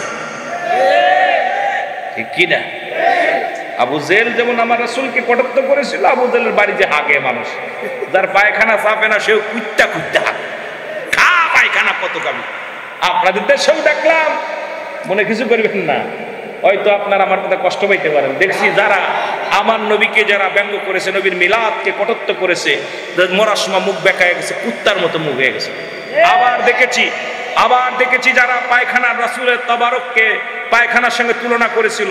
আমি নিজ চোখে এই দু চোখ দিয়ে দেখে আসি, আল্লাহর কসম করে বলি, পায়খানার যে প্যানেলটা, সেই প্যানেলের কাছে কবরটা হয়েছে। আমি আশ্চর্য হয়ে চিন্তা করলাম, যে নিছাড়া জীবন রাসূলের মিলাদ শরীফ পড়ে তাবারক খাকে পায়খানার সঙ্গে তুলনা করছে, আল্লাহর কি মহিমা, উনি পায়খানা খাওয়ার জন্য ওনার ব্যবস্থা করে রাখছে। আপনারা খুঁজে দেখে আসেন, বলবো না কারণ অবস্থা ভালো না, তো দেশের অবস্থা ভালো না। তবে আমার রাসূলকে নিয়ে যারা কটাক্ষ করছে, এর জন্য আমি রুহুল আমিন সিদ্দিকী একটা সেকেন্ড ভয় করি না। রাসূলের কথা বলে মরতেও রাজি, বাঁচতেও রাজি। আজ হয় না, আজ নাই, কাল মরতে হবে, কিন্তু ঈমান চুরি করে মরতে রাজি নাই, কারণ দুশমন রাসূলের সঙ্গে হাতাহাত করতে রাজি নাই। জোরে বলেন ঠিক কিনা? আমার বাবারা, আমার গভীর মনোযোগ। নবীজি কোন এক যুদ্ধের ময়দানে গেলেন, কোন কাশ মুসলমান শোনো, উহুদের যুদ্ধে গেলেন রাসূলুল্লাহ। যুদ্ধের ময়দানে যা পর রাসূলুল্লাহ হেলমেটের মধ্যে বিশাল একটা পাথর এসে লাগলেন, মাথার মধ্যে একটা পাথর এসে লাগলেন, লেগে হেলমেটটা ভেঙে গেলেন, ভেঙে এক টুকরা লোহা রাসূলুল্লাহর মাথার মধ্যে প্রবেশ করলেন। আমার নবী জমিনের মধ্যে বেহুশ হয়ে পড়ে গেলেন। নবী বেহুশ হয়ে জমিনের ভিতরে পড়ে গেছে, সাহাবীরা ধরে আসছে, তারিফ দিচ্ছে। আমার নবীর কষ্ট দেখে সাহাবীরা সহ্য করতে পারে না, সাহাবীরা চোখে পানি, সাহাবীরা কান্দে। আমার রাসূল বুঝি আমাদের থুয়া বিদায় লয়া যায়, আমার রাসূলুল্লাহ বুঝি আমাদেরকে ছেড়ে চলে যায়। দূর থেকে এক নবীর সাহাবী আসলেন, নাম হলো মালিক ইবনে সিনান। নাম কি? জোরে বলেন, নাম কি? এ নবীর আশিকেরা শুনে নেন, গুরুত্ব শোনেন রাসূলের প্রেম মিলাদের গুরুত্ব। কেন নবীরে ভালোবাসি? মালিক ইবনে সিনান উনি দূর থেকে আসলেন, এসে বলে নবীর সাহাবীরা আর একটু সরে দাঁড়া। সাহাবীরা সরে দাঁড়াইলেন।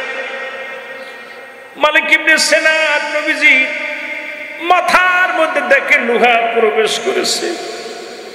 আমার নবীর মাথা মুবারক থেকে দাঁত দিয়ে টান দিয়ে বাইর করলেন, লোহাটা ধরে টান মারলেন, পারলেন না, দাঁত ধরে টান দিলেন, আর তীরের মতো রক্ত ছুটতে লাগলেন রাসূলুল্লাহর গান মাথা দিকে। আর রক্তগুলো মালিক ইবনে সিনান সেটে সেটে খেয়ে ফেললেন। জোরে বলেন সুবহানাল্লাহ। রাসূলুল্লাহর রক্ত খেয়ে ফেললেন। সাহাবীর নাম কি? জোরে বলেন, নাম কি? এরা ভালো করে লিখে নেন, ভালো করে জেনে নেন। মালিক ইবনে সিনান রক্ত খেয়ে ফেললেন। সাহাবীরা বলে, মালিক ইবনে সিনান, রাসূল বলছে মানুষ মানুষের রক্ত খাইতে পারে না, তুমি হারাম জিনিস খেয়েছো, তুমি হারাম খেয়েছো, তোমার ঈমান চলে গেছে। মালিক ইবনে সিনান বলে, দুনিয়ার মানুষ শোনো, পৃথিবীর সব মানুষের কাছে হারাম হতে পারে, আমার রাসূলকে আমি ভালোবাসি রে, আমার রাসূলকে ছাড়া আমি বাঁচতে পারবো না, আমার রাসূলকে ছাড়া আমি চলতে পারবো না, আমার রাসূলের রক্ত আমি পান করেছি, পৃথিবীর সব মানুষের কাছে হারাম হতে পারে, আমি মালিক ইবনে সিনানের কাছে 100 বার 1000 বার হালাল। রাসূলুল্লাহ হুঁশ ফিরলেন, আমার নবীজির জ্ঞান ফিরে পেলেন। সাহাবীরা আরজি করলেন, ইয়া রাসূলুল্লাহ, ইয়া হাবিবাল্লাহ, সর্বনাশ, মালিক ইবনে সিনান আপনার রক্ত মুবারক পান করেছে। এ আলেমরা শুনে নাও। নবীজি বললেন, মালিক তুমি কি জানো না মানুষ মানুষের রক্ত পান করতে পারে না? বলে, ইয়া রাসূলুল্লাহ, সবার কাছে হারাম হতে পারে, আমার কাছে হালাল। নবীজি বলে, মালিক রে তুমি কি বলতে চাও? বলে, ইয়া রাসূলুল্লাহ, ইয়া হাবিবাল্লাহ, পৃথিবীর সব মানুষের কাছে আপনার রক্ত মুবারক হারাম হতে পারে, আমার কাছে হালাল। আমার নবী বললেন, সাহাবীরা রে, তোমরা যদি পৃথিবীর মধ্যে কোন জীবিত মানুষ জান্নাতি দেখতে চাও, যদি জান্নাতি কোন জাতা মানুষ দেখতে চাও, তাহলে আমার মালিক ইবনে সিনানকে তোমরা প্রাণ ভরে দেখে নাও। জোরে জোরে চিল্লায় বলা যাবে না মারহাবা। নবীজির শানের কথা বলবো রে কারে, বলেন নবীজির প্রেমের কথা, আরো জোরে বলেন নবীজির প্রেমের কথা বল। ইলাহি আলামিন উম্মতের জাবিন, তরাবে দয়াল নবী তোমায় বিপদে, নবীজির প্রেমের কথা বলবো রে কারে, বলেন নবীজির প্রেমের কথা। কি বলিব মহিমা কাঁদেন নবী ফাতিমা, যেতে হবে মাগাও মাটির কবরে, ওরে যেতে হবে মাগাও মাটির কবরে, নবীজির শানের কথা বলবো রে কারে, বলেন নবীজির প্রেমের,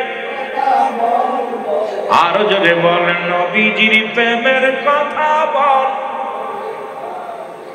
ইলাহি আলামিন উম্মতের জাবিন, বলেন ইলাহি আলামিন নবী উম্মতের জাবিন, তরাইবে দয়াল নবী তোমায় বিপদে, তরাইবে দয়াল নবী তোমায় বিপদে, নবীজির শানের কথা। এ দুনিয়ার মুসলমান,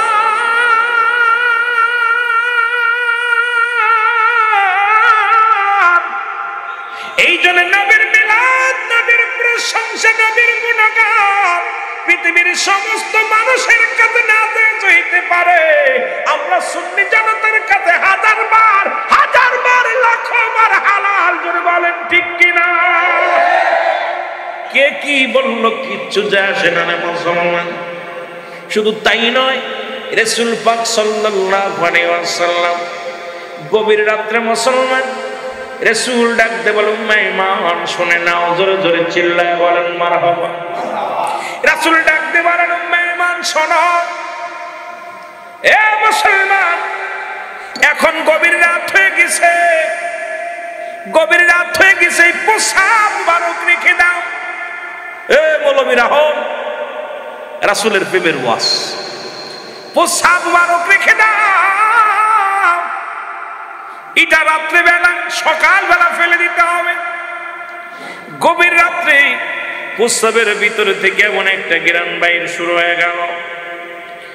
উম্মে ঈমান এই প্রস্রাবের ঘ্রাণ সহ্য করতে পারেন, একেতে লাগছে পিপাসা, চিন্তা করে আরে রাসূলুল্লাহর প্রস্রাব জমিনের মধ্যে ফেলে দিব, এটা মানুষে পা লাগাইবে, আমি বেঁচে থাকতে আমার রাসূলের প্রস্রাবের উপরে পা লাগাইবে, লাগাইতে দিব না, এই প্রস্রাব আমি দুনিয়ার বুকে কোথাও ফেলবো না, এটা আমার পেটের ভিতরে রেখে দিব। উনি পেটের ভিতরে রেখে দিলেন, খেয়ে ফেললেন। সুবহানাল্লাহ বলেন না? ভালোবাসার দলিল শুনুন, কেন বিজে পুরে জুলুস আদায় করে, কেন নবীর স্লোগান, নবীর দুরুদে পাগল, নবীর মিলাদে পাগল, কেন নবীর জুসনে জুলুসে পাগল, তোমাদেরকে বুঝাইতে পারবো না, শুনে নাও বাবারা। সকালবেলা নবী বললেন, প্রস্রাবখানা কই নিয়ে আসো। বলি, ইয়া রাসূলুল্লাহ, ইয়া হাবিবাল্লাহ, গভীর রাত্রে আমার পিপাসা লেগেছিল, ইয়া রাসূলুল্লাহ, ইয়া হাবিবাল্লাহ, আপনার প্রস্রাব মুবারক আমি খেয়ে ফেলেছি। রাসূল বললেন, তুমি কি জানো না মানুষ মানুষের প্রস্রাব খাইতে পারে না, হারাম, তুমি কেমনে খাইলা? বলে, হুজুর, পৃথিবীর মধ্যে সবার কাছে হারাম হইতে পারে, আমার কাছে আমার রাসূলুল্লাহর প্রস্রাব মুবারক 100 বার, 1000 বার, লক্ষ বার হালাল। জোরে বলেন সুবহানাল্লাহ। আমার নবী ডাকতে বলে, সাহাবীরা রে শুনে নাও, এর বংশের মধ্যে যত জাতি বাইর হবে এই প্রস্রাবের বিনিময়ে, এর জাতি থেকে সমস্ত জাতির গা দিয়া সুন্দর ঘিরান, ওই কস্তুরী সেন্ট যেটা নিগ্রো নাভি থেকে আসে, হরিণের নাভি থেকে আসে, এই ঘিরানটা তার গা থেকে বাইর হবে। সব জায়গা ফতুয়া লাগায় না, সব জায়গা ফতুয়া লাগায় না বাবা, রাসূলের মহব্বতের সঙ্গে ফতুয়া লাগায় না। নবীর মিলাদের গুরুত্ব শুনে নাও বাবা, নবীর ভালোবাসার গুরুত্ব শুনে নাও, নবীর এই গুরুত্ব কত ভালোবাসার, মুসলমান ভালোবাসার কাছে শুনে নাও। শুধু তাই নয়, একবার ইমাম মালিক মুসলমান, উনি উস্তাদ, ওনার উস্তাদের কাছে চিঠি লিখলেন। মুসলমান শুনে নাও, উনি চিঠি লিখলেন, হুজুর আমি মক্কা মদিনায় হজ করতে আসবো। জোরে বলেন আল্লাহু আকবার। উনি কাবা শরীফের ইমাম, মক্কা শরীফের ইমাম, উনার কাছে চিঠি লিখলেন উস্তাদি। উনি লিখলেন না ছাত্র, উনার ছাত্রের কাছে চিঠি লিখলেন, বাবা আমি তো মক্কা মদিনা আসতে চাই, হজ করতে যাব, নবীজির রওজায় যাব, নবীজির রওজা জিয়ারত করব। উনি বললেন, হুজুর আসেন। ওনার জন্য কামরা, ভালো একটা কামরা গুছায় রাখলেন, খাবার দাবারের ব্যবস্থা করলেন, সুন্দর সুব্যবস্থা করে রাখলেন। বাবারা আমার, ওই বছর ইমাম মালিক উনি হজ করতে গেলেন নাই। উনি চিন্তা করলেন, আমার উস্তাদ তো মিথ্যা বলে না, কেন হজ করতে আসলো না? উনি তো বললো হজ করতে আসলো, কেন আসলো না? এর পরের বছর আবার চিঠি লিখলেন, বাবা আমি আসতে, বাজান রে আমি আসতেছি হজ করতে। উনি হজ করতে গেলেন, হজ শেষে ডাক দিয়ে বললেন, হুজুর আপনি গতবার এতবার একজন ইমাম, আপনি এতবার একজন আলেম, আপনি গতবার আসতেছে, বছর আসলেন না কেন? কেন আসলেন না আমি একটু জানতে চাই। বলেন, বাবা শোনো, যেখানে আমার রাসূলুল্লাহ শুয়ে আছে, আমার নবী রাহমাতুল লিল আলামিন শুয়ে আছে, আমি এই হজ করতে আসলে 40 থেকে 45টা দিন সময় লাগে। এই কটা দিন আমি ট্রেনিং করেছিলাম, গত বছর আমি ট্রেনিং করেছি কিন্তু পারি নাই বাবা, কারণ এই আমি নিয়ত করেছি 40-45 দিনের ভিতরে আমি একবারও রাসূলুল্লাহর মক্কা মদিনায় আমি পায়খানা প্রস্রাব করব না। এই জন্য আমি ট্রেনিং করেছিলাম বাবা, যে জমিনের মধ্যে আমার রাসূলুল্লাহ শুয়ে আছে, আমি ইমাম মালিক সেই জমিনের ভিতরে আমি পায়খানা করতে পারবো না, সেই জমিনের মধ্যে আমি প্রস্রাব করতে পারবো না। এটা যখন আমি সাকসেস হয়েছি বাবা, এই জন্য গত বছর আমি আসতে পারিনি, এই বছর এসেছি, কারণ এই 40টা দিনের মধ্যে একটু থুতু মুবারক আমি মক্কা মদিনার জমিনে, আমার রাসূলের জমিনে ফেলবো না। জোরে জোরে চিল্লায় বলা যাবে না সুবহানাল্লাহ। ভালোবাসা কাকে বলে? প্রেম কাকে বলে? রাসূলের আদর্শ সুন্নিদের ভিতরে যারা রয়েছে, সুন্নিরা কে কি বললো কিচ্ছু যায় আসে না। আমাদের সিন্নি খা বলো আর মিষ্টি খা বলো আর জিলাপি খোর বলো, কিচ্ছু যায় আসে না। রাসূলকে ভালোবেসেই যাব, রাসূলের আগমনে আমরা খুশি হয়েই যাব, যে বেজার হয় হোক কিচ্ছু যায় আসে না। যারা বলেন ঠিক কি? এই ইমাম মালিককে একবার মুসলমান খালি পায়ে হাঁটতেন মক্কা মদিনায়, জীবনে জুতা পায়ে দেয় নাই। উনাকে একবার জিজ্ঞাসা করা হলো, ওই উত্তপ্ত বালুর মধ্যে হেঁটে হেঁটে পায়ের মধ্যে ঠুসকা পড়ে যেত, পায়ের মধ্যে ঠুসকা পড়ে যেত, রক্ত বাইর হতো। উনার শাগরেদ, ওনার ছাত্ররা জিজ্ঞাসা, হুজুর এত বড় উত্তপ্ত বালু গরম মাটির মধ্যে আপনি এত কষ্ট করে হাঁটেন, হুজুর আপনি কি একজোড়া চটি পায়ে দিতে পারেন না? ইমাম মালিক দুটি চোখের পানি ছেড়ে ডাকতে বলে, বাবারা তোমরা কি জানো না এই মাটির মধ্যে আমার রাসূল হাঁটাহাঁটি করেছে, আর আমি ইমাম মালিকের ওই চটি যদি আমার রাসূলের কদমের মধ্যে পড়ে যায়, আমি কি জবাব দিব আমার আল্লাহর দরবারে? আমি যদি পারতাম এই জমিনে পা লাগাইতাম না, আমি বুক দিয়ে হাঁটতাম, জীবনে পা লাগাইতাম না। ভালোবাসা কারে কয় রে বুকার দলেরা, ভালোবাসা কারে কয় বুঝিয়ায়। আর তোরা তো আমার রাসূলকে মারতে দ্বিধাবোধ করিস নাই, আমার রাসূলের দাঁত পর্যন্ত ভেঙে দিছিস, আমার রাসূলকে রক্তাক্ত করেছিস, আমার রাসূলকে কটাক্ত করেছিস, আমার রাসূলকে আঘাত করেছিস, আমার নবীর কত আঘাত করেছিস। এখনো তোরা করে যাস তোদের বংশধরেরা যারা। কারণ আমার রাসূলের চাচার সংখ্যা ছিল 9 জন, এদের মধ্যে ইমানদার হলো 2 জন, একজনের নাম আমির হামজা আর একজনের নাম আব্বাস। বাকি 7 জনই রাসূলুল্লাহর সঙ্গে দুশমনি করেছে। ওই 7 জনের বংশধর যারা কিয়ামত পর্যন্ত আমার রাসূলকে কষ্ট দিবে তারা, ওই 7 জনের বংশধর যারা আমার নবীকে কটূক্ত করে গালি দিবে তারা, ওই 7 জনের বংশধর যারা আমার নবীর মাটির মানুষ বলবে তারা, ওই 7 জনের বংশধর যারা আমার নবীর মিলাদ কিয়ামকে বেদাত বলবে তারা, ওই 7 জনের বংশধর যারা আমার নবীর জুলুসে বাধা দিবে তারা, ওই 7 জনের বংশধর যারা আমার নবীর গালি দিবে তারা। জোরে বলেন ঠিক কিনা? রাসূলের কাছের মানুষ হয়েও আমার নবীরে তারা চিনতে পারে নাই। রাসূলুল্লাহ এই 9 জন চাচার মধ্যে মাত্র 2 জন ইমানদার, একজন আমির হামজা আর একজন আব্বাস।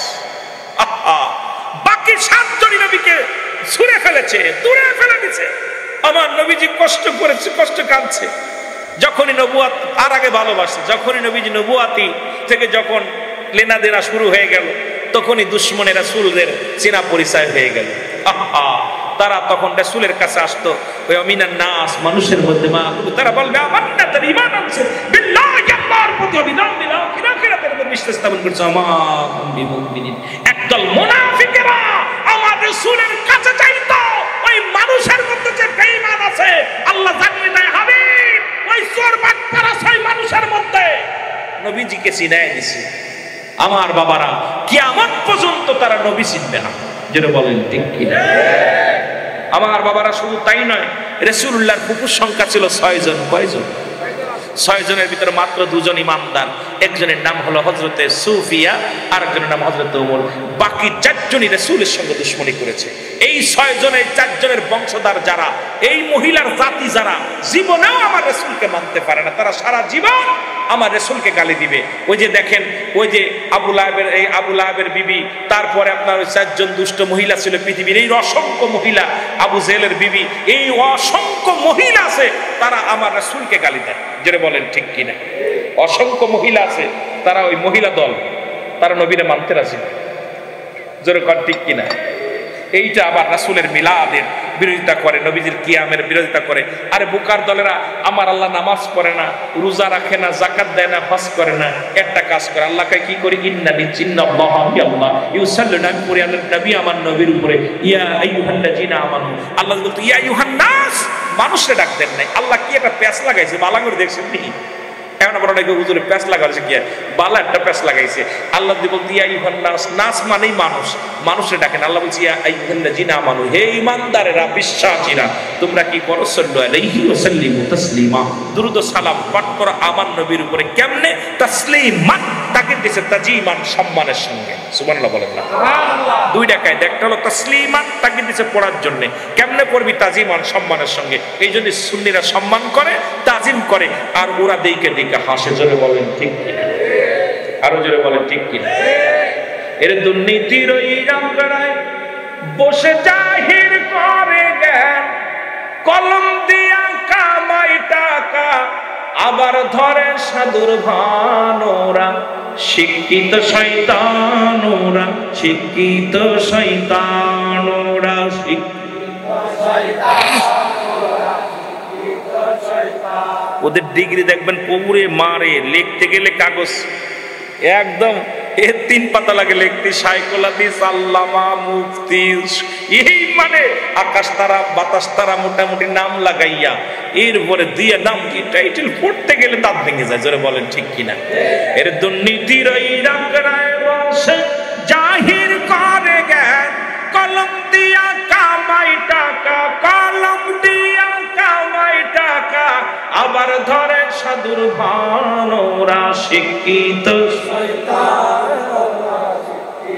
আরো জোরে বলা যাবে না, ওরা শিক্ষিত শয়তান,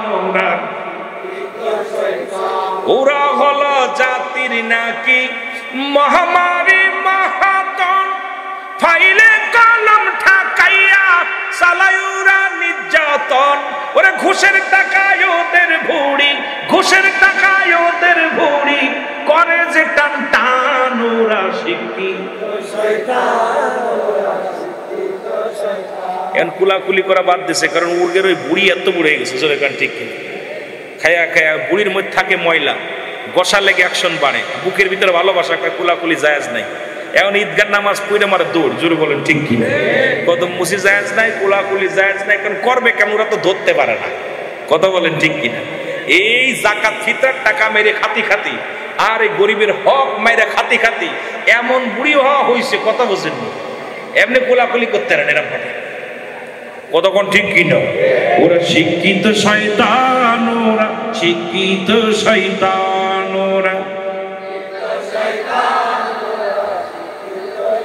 ওরা হলো জাতির নাকি মহামারী মাহাতান, ফাইলে কলম ঠাকাইয়া চালায় ওরা নির্যাতন। ঘুষের টাকায় ওদের ভুড়ি, ঘুষের টাকায় ওদের ভুড়ি করে যে টান টান, ওরা শিক্ষিত। আরো জোরে বলেন, ওরা শিক্ষিত। আবার স্কুল কলেজের দিকটা ভাই দেখো না চোখ মেলিয়া, মেয়েরা সব বই ছাড়িয়া আছে শুধু প্রেম লইয়া, ঠিক কিনা? হায় হায় হায় হায়, অবস্থা কি, দেশের অবস্থা খুব খারাপ। স্কুল কলেজের দিকটা ভাই দেখো না চোখ মেলিয়া, ছেলেরা সব বই ছাড়িয়া আছে শুধু প্রেম লইয়া। আরে অস্ত্র যে তার সঙ্গের সাথী, অস্ত্র যে তার সঙ্গের সাথী হইতেছে মস্তান, ওরা শিক্ষিত শয়তান। কইতেন না, দেখছেন না ভার্সিটিতে, ঢাকা ভার্সিটি বাংলাদেশের 1 নম্বর একটা প্রতিষ্ঠান, এখানে মানুষ পিটায় পিটায় মারতেছে, জোরে কোন ঠিক কিনা? ওদের থাকবে কলম আর খাতা, ওদের কাছে আছে এখন ড্যাগার আর পিস্তল, জোরে বলেন ঠিক কিনা? আরে বাইতুল মোকাররম বাংলাদেশের জাতীয় মসজিদ, যেই মসজিদের মানুষ যায়, মসজিদে জোরে কথা বললে জাহান্নামে যাবে, ইমাম সাহেব বুঝায়। আর ওই বাটফার দলেরা ক্ষমতার লোভে মসজিদে যে জুতা ভিক্ষা বিক্রি করে, জোরে বলেন ঠিক কিনা? কি অবস্থা দেখছেন না? অবস্থা দেখছেন নি? কি অবস্থা দেখলাম, কোরআন শরীফ চাইলা চাইলা মারতেছে, কোরআন শরীফ। আর এই কোরআন শরীফ হাতে পাচ্ছে, রেহেল মারতেছে। এরপরে আপনার ওই জুতার বক্স, কি বলে রে, জুতা স্যান্ডেল বক্স বানায়, এটারে ফিকে ফিকে মারতেছে। আই রে, রক্তাক্ত বাইতুল মুকাররম জাতি মসজিদ যদি রক্তাক্ত করতে পারে, এই সমস্ত হানাফি সানাফি বেঈমান মুনাফিক মুসলমানদের দ্বারা আমার সুন্নিয়াত প্রতিষ্ঠা তো হবে না। কোন সুন্নিয়াত রক্তাক্ত করে নাই, করবে না, কারণ ওই বাতিলেরা সারা জীবন রক্তাক্ত করে গেছে, এখনো করতেছে। আমরা ওদের পক্ষে নয়, যারা বলেন ঠিক কিনা? আমি আশ্চর্য হয়ে গেছি, তোরা পাইছস আল্লাহর ঘর মসজিদ ওদের রক্তাক্ত করেছে, ওদের কাছে ইসলাম নিরাপদ আছে? রাসূল কেন নিরাপদ? যেখানে আল্লাহর ঘর নিরাপদ নাই, যিনি স্রষ্টা, আরে স্রষ্টার যেখানে নিরাপদ নাই, সৃষ্টি নিরাপদ থাকে কেমনে? ও তো সেই নমরুদের মতো, নমরুদ যুদ্ধ করছিল আল্লাহর সঙ্গে তীর দিয়া, আল্লাহর লাগে যুদ্ধ করছিল না? আল্লাহরে মারার জন্য তীর নিয়া, ধনুক নিয়া আল্লাহ একটা শগুন পাঠাই দিছে।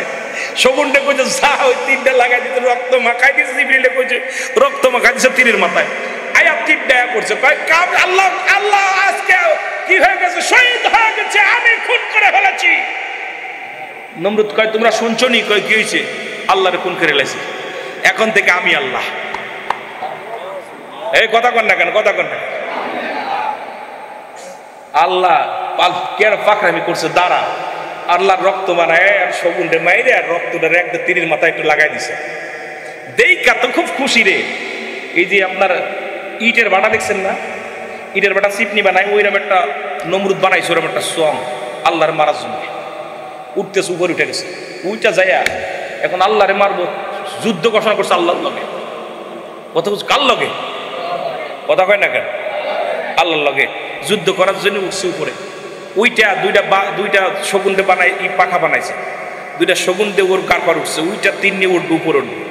এখন আল্লাহ তীর একদম সুইরা মারবে, আল্লাহ কয় দাঁড়া, ওর একটু আমি ভালো করে নাচাইনি, একটু নাচাইনি, একটু রক্ত মাখাইনি। স্যার ও তো এত বড় একটা তাকবীর দিয়েছে, লোকজনের কয় তোরা হুঁচস নিয়ে আল্লাহরে খুন করে লাইছি। নাউজুবিল্লাহ বলতেন, আরো জোরে বলো। আল্লাহর সাইজ করছিল কি দিয়া জানেন? কথা কয় না, এক ভাই কইছে আপনারা কেন কি দিয়ে মারছিল? এটা ল্যাংড়া মশা, আহা পাও ছিল না অন্ধ। আল্লাহ কইল এই ওরে সাইজ করতে মানুষ দিয়ে করতাম না, ওরে নিয়ে মশা পাঠাইছে, যাকে যাকে মশা আইসা সব তো কামড় শুরু করছে, বাঁচাই দিলে সব দৌড়ি, নম্বর দৌড়ি না। ল্যাংড়া মশা কাল্লা আমি তো একটা কামড় দিতে পারলাম না, কই তোর এই তো সাইজ করার জন্য রাখছি বর্ডারে, কত ওই জন্যই বর্ডার কাছে আইসে, এবার নমরুদের কাছে আইসে, নমরুদের নাকের ভিতরে ঢুকছে, ঢুইকা মাথার মস্তে গেছে। এখন সকাল বিকেল 10টা করে বাড়ি মাথায় দিলে, জুতাতে বাড়ি মাথায়। উজিরে কায় হামান, ওনার উজিরের না, ওনার নাম কি? হামান। হামান জুতাতে প্রতিদিন সকালে 4টে বাড়ি, বিকেলে 4টে বাড়ি, রাত্রে 4টে বাড়ি, যেই বাড়ি মারে মশা কামড় বন্ধ করে। একদিন বাড়িতে বাড়িতে রাগ হয়েছে, রাজদরবারে দেখো আমার বাড়িও, লোকজনের কথা বলতে কি প্রতিদিন আমাদের জুতাতে জোরে একটা বাড়ি মারতে মাথা গেছে ভাইটি একবার দিছে সাইজ করে। কথা বুঝেননি? আমার আল্লাহ কথা বুঝেন নাই, আল্লাহ মশা দিয়ে সাইজ করছে। ফিরাউন, নমরুদ, কারণ যারা খোদাই দাবি করেছিল আল্লাহ তাদেরকে শেষ করে দিয়েছে। আল্লাহর ঘরের সঙ্গে যারা বেয়াদবি করেছিল, তোরা মনে রাখবি তোরা রাসূলের সঙ্গে দুশমনি করেছিস, তোদেরকে আল্লাহ শেষ করবে। যারা বলেন ঠিক। সুন্নিয়তের প্রচারের স্বার্থে ভিডিওটি লাইক, কমেন্ট ও বেশি বেশি শেয়ার করুন। আমাদের সাথেই থাকুন।